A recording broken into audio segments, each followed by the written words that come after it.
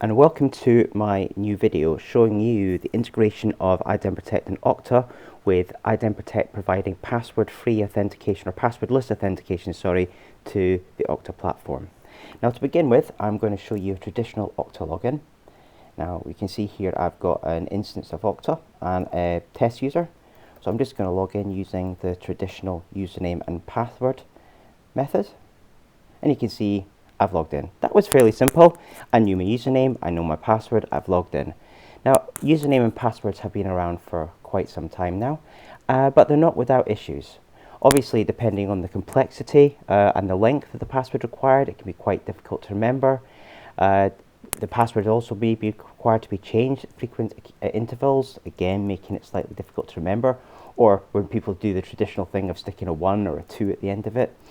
Also, with the increasing sophistication of man-in-the-middle attacks, with the likes of Evil Engine X2 and Madlishka, sorry for the pronunciation there, it's possible to effectively steal these credentials, even if you're using a second-factor authentication or an MFA authenticator such as Okta Verify, Google Authenticator, or Microsoft Authenticator. Now, the Evil Engine X2 and Madlishka, quite clever but scary programs, and I'll probably be doing a video about them at a later date. But yes, they potentially can allow credentials to be stolen, any username and password to be stolen. It's not just on the Okta platform. I do want to make that clear. This is not a specific attack against Okta, or am I trying to put Okta down in any way, shape or form? I think it's a great platform. I'm just trying to show how Idenprotect can make it easier and also more secure for you to log in. So how can Okta help with this?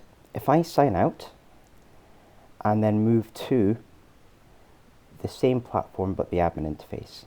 Now, in the identity provider section here, I've already set up Idenprotect as an identity provider. Now, the instructions for doing so are located in the Idenprotect wiki. So I'm not going to go into them in this video. If you want to look at them, please have a look at this address here. Now, if I go back to the ID providers and onto the routing rules, you can see I've already created a rule that will force anybody with this email domain to use Idenprotect as an identity provider.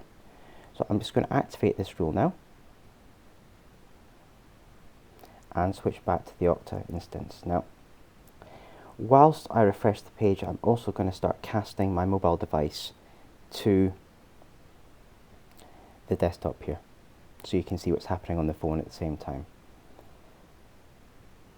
So I'm going to reload the page. You can see that's my phone starting to cast. I'll move this across. Now, what you'll notice straight away is, having changed the routing rule and no longer using Okta to authenticate the user to the platform using a different IDP, the Okta login screen has changed and are now only presented with a username box, no longer presented with a password box. So I'm going to click on Next. Now this will redirect us to the IDP, which in this case is Idenprotect. And before I go any further, I want you to note that the phone is unlocked. I'm going to click on Login and we should see, yes, we've got a push notification coming down. Now, I click on that push notification and I can see that I have an authentication request from Okta. I've got the source IP address and I've got the requested date and time. So I know it's me doing this. If I click on OK, I'm then presented with biometrics. Now, the reason for this is that the Idenprotect uses the secure enclave on iOS, or trusted execution environment on Android, to protect the user's private key, which is used for authentication. So providing biometrics unlocks that key, authenticates me to the IDP, which then authenticates me to Okta, and that's me logged in. Now, as you can see, that was a fairly simple process. You just have to have your username, click on login, provide biometrics. Now, you saw me do this on an iPhone SE2, which has only got fingerprint authentication. If I was using an iPhone 11, it used Face ID, and with Android, it uses biometrics, so fingerprint authentication as well.